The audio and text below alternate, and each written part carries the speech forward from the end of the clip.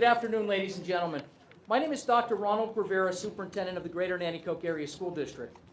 I'd like to welcome everyone here today for the press conference concerning our $1.5 million grant to allocate 15 electric school buses to our current fleet of school buses.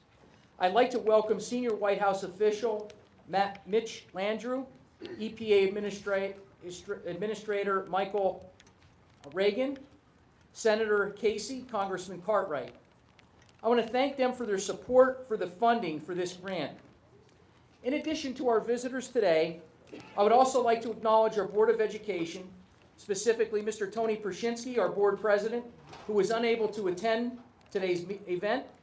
I would also like to thank members Mrs. Wendy Wojtrowski Graves and Mr. Mark O'Connor, who are with us today. Additionally, I would also like to welcome City Council and Mayor Coughlin for attending today's event. And I want to welcome officials from the bus manufacturer Roar and folks from White Transit who are in attendance today, Mr. Rick Andraco, Scott Henry, and John Henry. Prior to the press conference, we had the opportunity to ride the electric bus with a number of our students. The funding for this program is from the Clean School Bus Program. Our students today are learning about green technology and also the importance of preserving our environment for future generations as they do their part in preserving the environment by eliminating greenhouse gases. These electric school buses will help eliminate carbon emissions and theoretically will help clean up our environment. These harmful greenhouse gases continue to increase the temperatures on our planet, and although we are a small community, our students are becoming good stewards of the earth and preserving our local ecosystem. We have the great honor to have Mitchell Landrieu with us today. Mr. Landrieu served as Lieutenant Governor of Louisiana from 2004 to 2010. He was the mayor of New Orleans from 2010 to 2018. Mitch Landrieu is the son of the former New Orleans mayor and Secretary of the United States Department of Housing and Urban Development, Moon Landrieu, and the brother of former U.S. Senator Mary Landrieu. President Joe Biden announced that Landrieu would serve as senior advisor responsible for coordinating the implementation of the Infrastructure Investment and Jobs Act. At this time, it gives me great pleasure to introduce Senior White House Advisor to President Biden, Mr. Mitch Landrieu.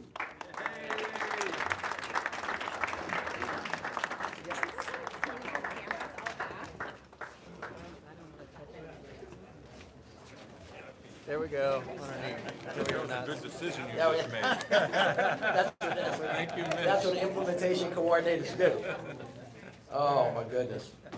Mr. Superintendent, thank you so much, and thank all of you for being with us today. I'm thrilled to be with my partner and my friend, Administrator Michael Regan.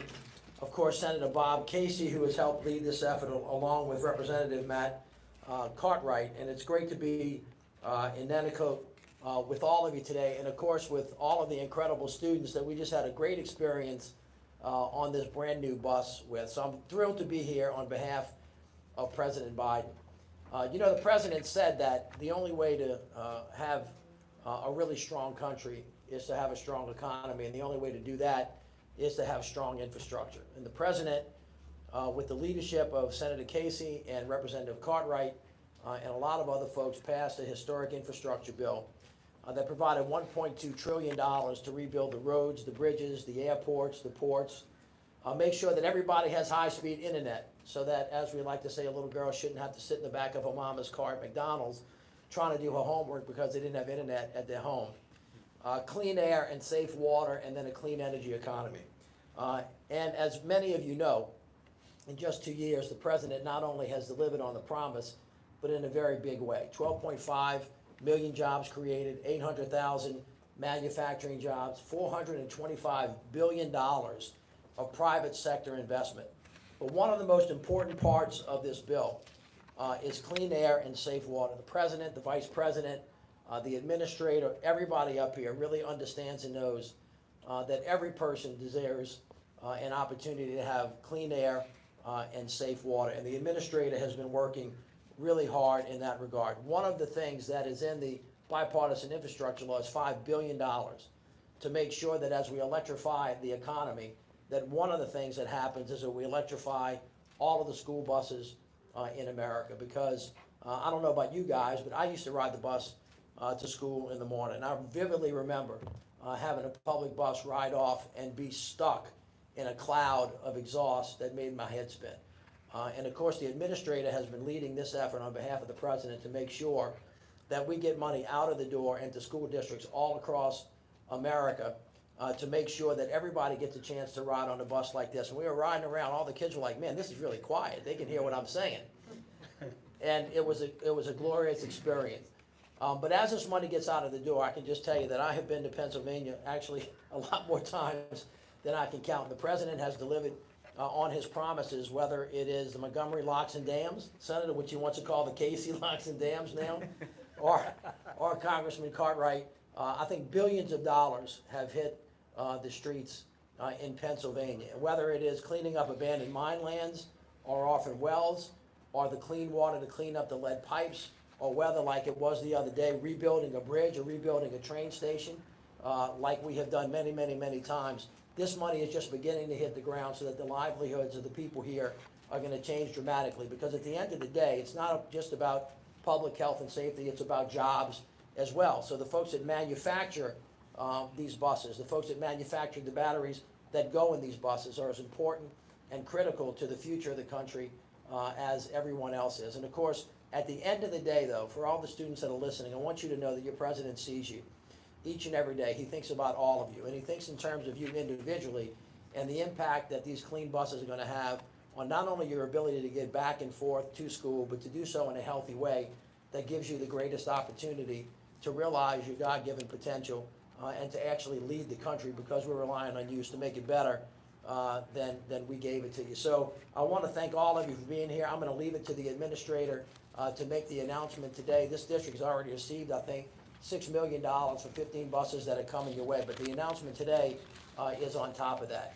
Now let me just end with this. None of this is possible without great partnerships, and this is your federal government working with your state and your local authorities, but it wouldn't have happened if Congress wouldn't have passed this. And so Congressman Cartwright is going to come up now to be followed in a minute by Senator Casey, but both of these individuals helped lead this effort on behalf of the President of the United States so that the people of the great state of Pennsylvania could have the benefits of what we're talking about today. So please let me turn it over to the congressman from this district. Congressman, thanks for having us.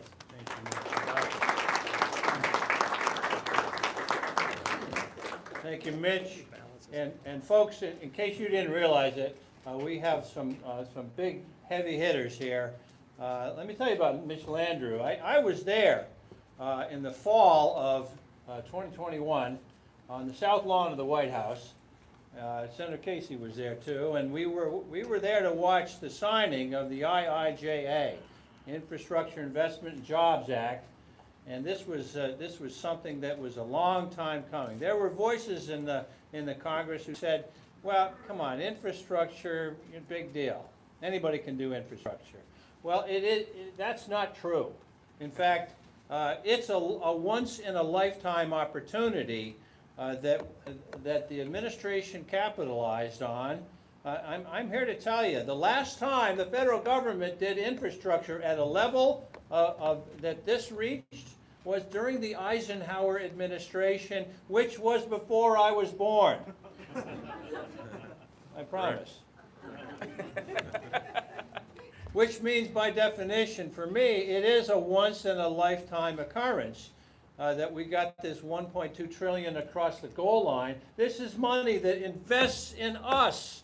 And it helps us believe in ourselves here in this country and rebuilds our roads, our bridges, our water systems, our sewer systems, our rail systems, broadband internet, as Mr. Landrieu mentioned. And I'm here to tell you, he was appointed the senior advisor to the White House in charge of infrastructure investment the day before we had that announcement on the south lawn of the White House. This is the infrastructure czar before you here today. And the reason I'm here is to tell you Senator Casey and I are going to do our dead level best to make sure that Nanticoke And Luzerne County and northeastern Pennsylvania and all of Pennsylvania is not going to be left behind in all of this investment money. That's not going to happen.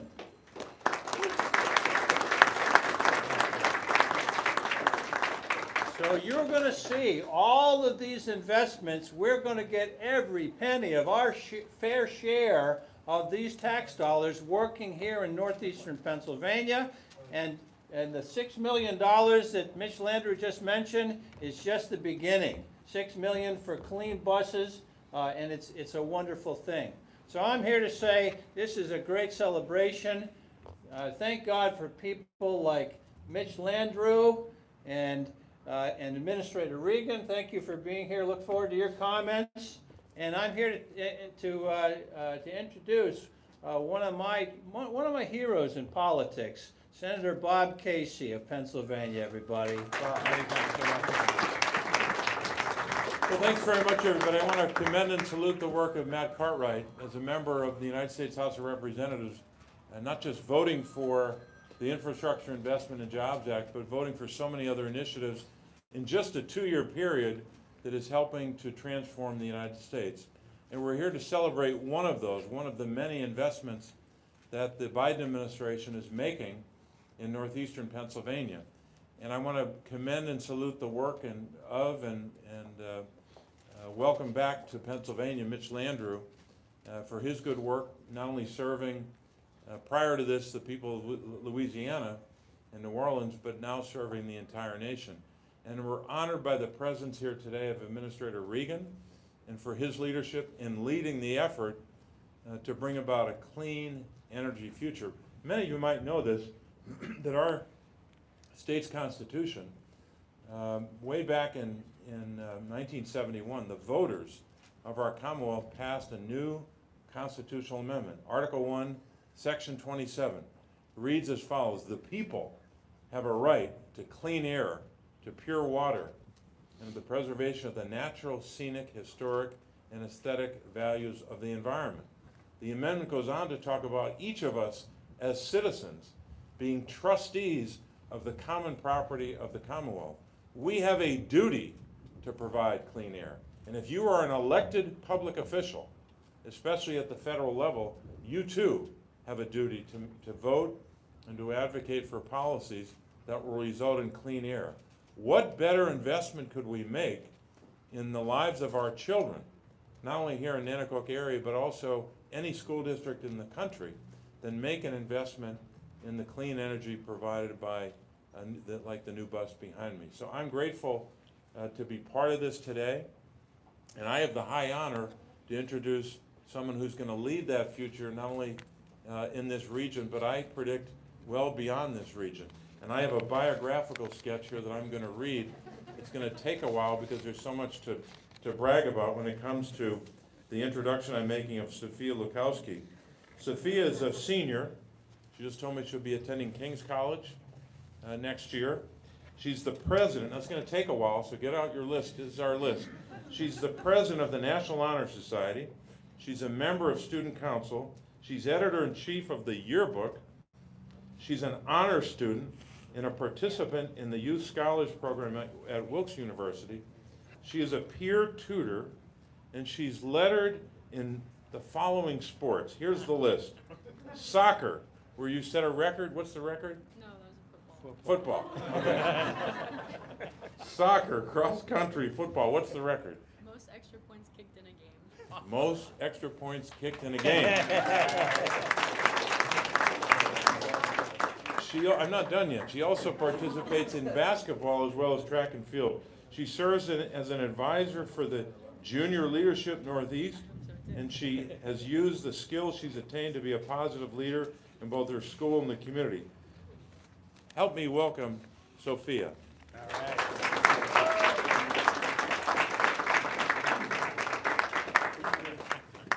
Good afternoon, everyone. My name is Sophia Lukowski, and I'm a senior here at the Greater Nanticoke Area School District. And I'm very excited because I am a part of the Green School Bus Initiative that will help assist in eliminating greenhouse gases that are produced by the emissions of school buses and contribute to the depletion of Earth's ozone layer. Today, I have the distinguished honor and privilege of introducing the Administrator of the Environmental Protection Agency, Mr. Michael Regan. Michael Regan was sworn in as the 16th Administrator of the United States Environmental Protection Agency, becoming the first Black man and second person of color to lead the Environmental Protection Agency. Administrator Regan is a graduate of North Carolina Agricultural and Technical State University, making him the first EPA administrator to have graduated from a historically Black college. He earned a master's degree in public administration from the George Washington University. Administrator Regan is a native of Goldsboro, North Carolina, where he developed a passion for the environment. Prior to his nomination of the EPA administrator, Michael Regan served as the Secretary of North Carolina Department of Environmental Quality. As Secretary, he spearheaded in the development and implementation of North Carolina's seminal plan to address climate change and transition the state to a clean energy economy. Under his leadership, he secured the largest coal ash cleanup in United States history. He led complex negotiations regarding the cleanup of the Cape Fear River, which had been contaminated for years by toxic chemicals. In addition, he established North Carolina's first of its kind Environmental Justice and Equity Advisory Board to better align social inequities, environmental protection, and community empowerment. Previously, Administrator Regan served as Associate Vice President of the U.S. Climate and Energy and as Southeast Regional Director of the Environmental Defense Fund, where he conveyed energy companies, business leaders, environmental and industries groups, and elected officials across the country to achieve pragmatic solutions to the climate crisis. He began his career with the U.S. Environmental Protection Agency, eventually becoming a national program manager responsible for designing strategic solutions with industry and corporate stakeholders to reduce air pollution, improve energy efficiency, and address climate change. Throughout his career, he has been guided by a belief in forming consensus, fostering an open dialogue rooted in respect for science and the law, and in an understanding that environmental protection and economic prosperity go hand in hand. At this time, it serves me great pleasure to introduce the EAP Administrator, Michael Regan. I bet you didn't know all that about me.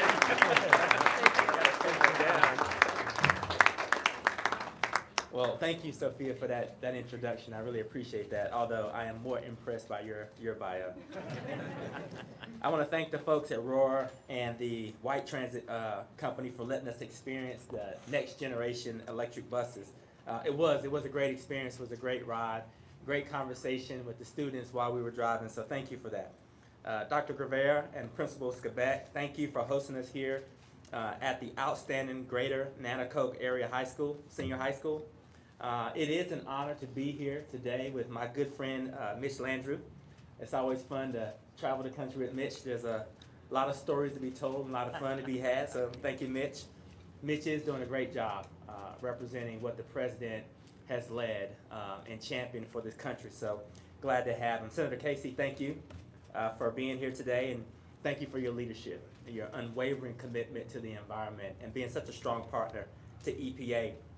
Congressman Cartwright, it's good to be here with you in your district. Thank you for your leadership in the Congress. You know, one of the most rewarding parts of my job is the opportunity to meet and interact with young people. After all, the young people are why we do what we do. They are our future leaders. Their passion is contagious, and I recognize that so much of our work at EPA, so many of the decisions that I have to make on a daily basis impact directly their future. Every day, kids across this country ride the bus to and from school. Seeing and hearing the bus pull up to the stop in the morning, watching those double doors open, it's a quintessential experience for millions of children all across this country, and a trip down memory lane for many of us adults in the audience today. But traditional school buses that rely on the internal combustion engines emit toxic pollutants in the air. Not only are these pollutants harmful to the environment, but they can also be harmful to the health and well-being of every student, every bus driver, and every resident in the surrounding community. So folks, it's time to reimagine what riding to school in a yellow school bus means.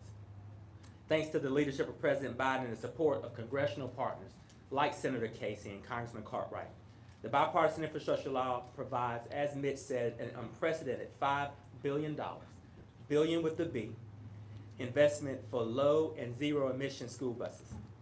And today, right here, I'm pleased to announce the availability of an additional $400 million in school bus grants for the United States of America.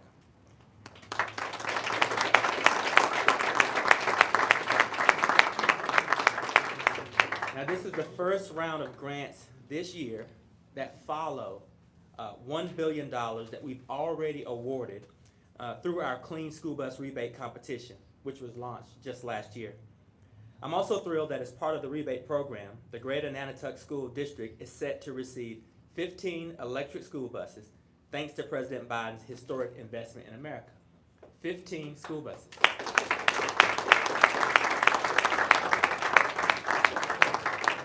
And we were just talking earlier about why and how special these investments are. As Mitch said, the president sees each and every one of you. Typically, these bigger announcements happen in larger cities, New York, LA, places of that nature. But no, we're in communities like this one here, 10,000 people population or less, that are leading the way. 15 electric school buses. Transitioning to a clean transportation future means cleaner air. It means less pollution. It means healthier children. It means healthier communities. It means less time away from school and increased focus and productivity. And it means good paying jobs in American manufacturing. Our agency is also committed to ensuring this funding reaches schools that need it the most. EPA's Clean School Bus program will prioritize school districts in underserved and tribal communities, covering both bus and infrastructure costs for all awardees. Not only are these historic investments transforming how millions of children will get to and from school, but they help position our nation to achieve our climate goals and will protect our public for generations to come. I couldn't be more optimistic about where we're headed together. And I couldn't be more grateful to President Biden and Vice President Harris, who are working every single day to build a cleaner, healthier future for all of our children. Mark my words, zero-emission school buses can and one day will be the American standard. Now it's time to hit the accelerator. Let's go.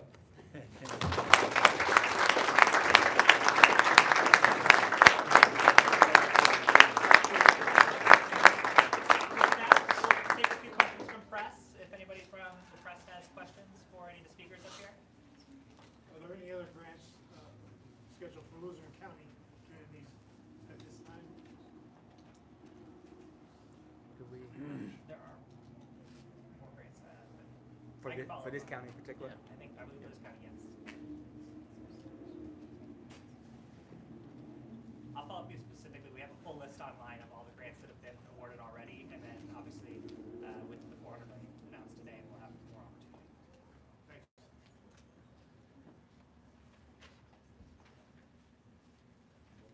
All right. Thank you. Shy crowd.